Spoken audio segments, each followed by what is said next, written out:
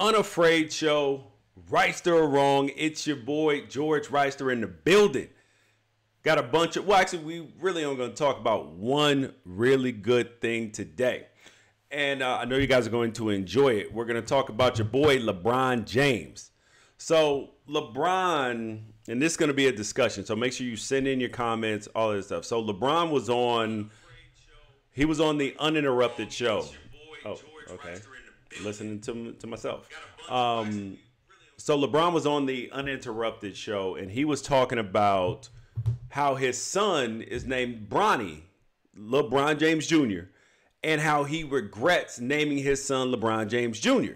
because all the pressure it puts on him and all that. And I wanted to have a discussion with you guys, because for me, a guy who has two sons, which I'll talk about in a minute, that we being named after his son, that's creating all the pressure. It's not the first name that's creating the pressure. It's the last name that's creating the pressure. Because if you're in a situation where LeBron James is your dad, then guess what? Coaches, people, everybody else set up all these unreal expectations for you. Unreal expectations. Because it doesn't matter whether he named his kid Carl, Jimmy, Malik, Donovan, whatever the hell he wanted to name him. His name is still James. His last name is still James. That's the thing that's not going to change. And you've seen so many professional athletes whose kids have been either named after them or just by the fact that they are their sons, they have so much pressure. Look at Ken Griffey Jr. and Ken Griffey, his father. Barry Bonds, Bobby Bonds, Mike Dunleavy Jr. Layla Ali had more pressure as a boxer because her dad was Muhammad Ali. Has nothing to do with the actual first name. LeBron just has the same fear as that I have as a parent, that so many of you guys have as well. You guys weigh in. Let me know what you guys think about if there's too much pressure on naming your kid after you, if you are a professional athlete, or Mark Zuckerberg. Mark Zuckerberg Jr., do you think he's going to face undue pressure because his name is Mark as opposed to his name is Mike? No, like, you're a famous person's kid. Like, this is what it is. But we all have as parents, we all have the thoughts inside of us. Am I doing the right things for my kid? Like, am I setting them up for success? Am I setting them up for success? Because I know that I have that same thought and those same fears. Keenan, I totally agree with you that there's going to be a lot of pressure just because he's LeBron's son. Because I'm a man, I have two kids. And I think that people sometimes forget that LeBron James's kids are actual kids and actual human beings, and that LeBron is too. I think the impetus for LeBron saying this is that fear, because a couple of weeks ago, Bronny was playing in a tournament. LeBron's sitting in the stands just like every other dad does. Sitting in the stands, hear somebody chirping about his kid, chirping about the team. What are you naturally upset? He's trying to watch the game, but because he's LeBron James and he's there and this is his son playing, and his son's supposed to be good, and he's also hyped up because he's LeBron's kid. You have so many other people coming to come watch a 13-year-old play basketball. And then the crowd starts yelling, overrated. As a dad, how pissed off are you going to be? How pissed off are you going to be if some man is talking about, or some woman in the stands is talking trash about your kid? You're going to be pissed off just like LeBron was. And so naturally he's wondering, okay, did I give him too much pressure by giving him my first name too? No, you gave him a lot of pressure by having your last name. That's the only thing that matters. Who is your dad in these circumstances? I mean, it'd be the same thing if it were a woman like Serena's daughter. If she goes to go play tennis, it doesn't matter what her name is. Blue Ivy, your dad is Jay-Z, your mom is Beyonce. If you go and you turn out to be awful at anything that you do, yeah, people are going to talk bad about you. But there's also some good things about it as well, because there's nepotism involved. You're also in a better position. His son is getting the creme de la creme of the expert knowledge that not only his dad has, but the same dad who spends $1 million on his own body. training himself. So imagine how much he's investing into his son and what he's eating, the things that he's reading, watching, the drills he's doing, because he's LeBron James' son. So while there's a lot of pressure, there's a lot of benefits to it too. And as a former NFL player, I noticed this with my own sons, and I nowhere near reached the heights that LeBron James or anybody else did. I mean, I got a nice career, but people have expectations for my kids because I'm their dad that they should excel in sports. And we've talked about that. My sons have brought it up to me. Oh, people think I'm supposed to be this and that. And my sons tell me, Dad, I'm going to be better than you. Probably LeBron James kids tell him the same thing. Because it's a competition that breeds, but they also look up and they're proud of you.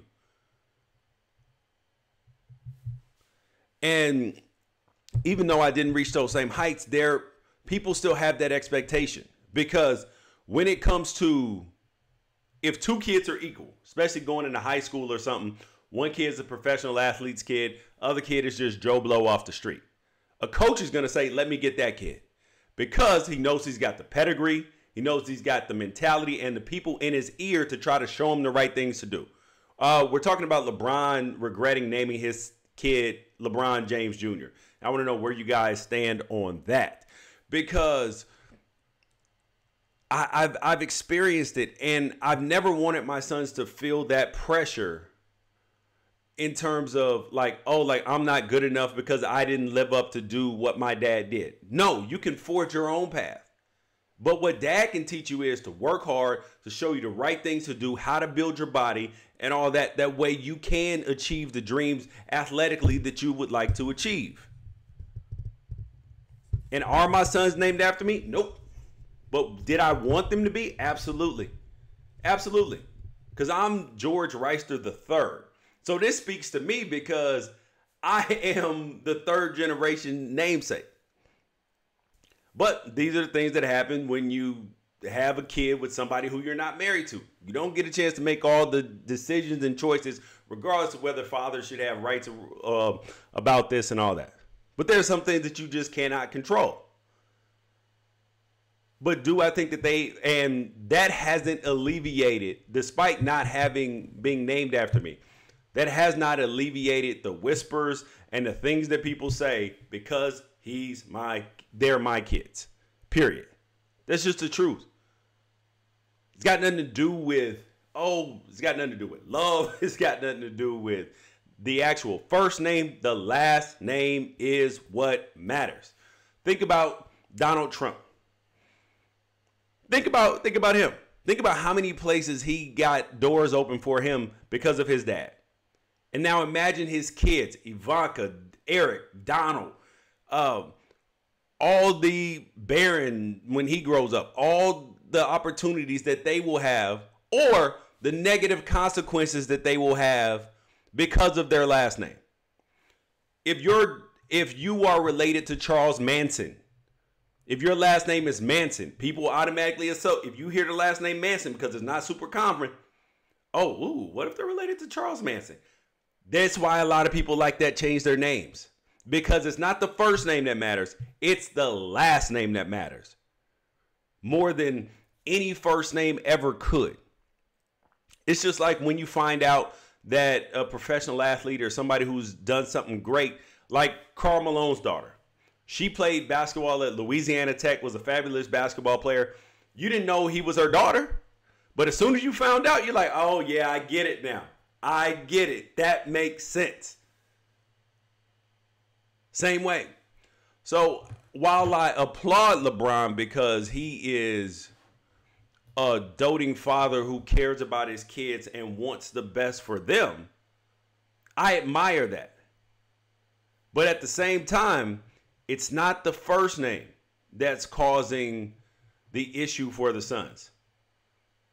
It's the last name, and also the fact that people forget that these are human beings. That LeBron James and his kids are human beings. Because I always say that that I had this experience. I'm having this experience with my sons. I know other fathers who were professional athletes having the same experience with their sons. And a lot of them have had success. A lot of their sons have had success. If you're there loving them and showing them the right way to do things, they'll be okay. But the one thing I do want to say about LeBron's sons is that they obviously have more pressure than any other player's sons ever in the history besides probably Michael Jordan. Actually, even more than Michael Jordan's kids because of social media and everybody knows who they are right now. So, after being teased at games, you see your father maligned all the time in the media. Creates strength. So, if he's not mentally broken by this, guess what? He's going to be a savage. LeBron James Jr. is going to be a savage. Like, people are going to regret ever having heckled this kid. But, like I said, it's not the first name that matters. It's the last name. It doesn't matter whether he named him Carl, Malik, Jimmy, Darren, Barron, or anything else. The expectations are created by the last name, not the first name. If you guys have any questions, comments, anything like that, send them in to unafraidshow.com. I'm sorry, unafraidshow@gmail.com. And also always visit unafraidshow.com. All type of articles up on a daily basis. We keep it here, keep it tight for Dash Talk Radio, the Unafraid Show today, 3 to 5 p.m. Pacific, 6 to 8 Eastern time. Make sure you tune in. Thank you guys for joining me. Peace out.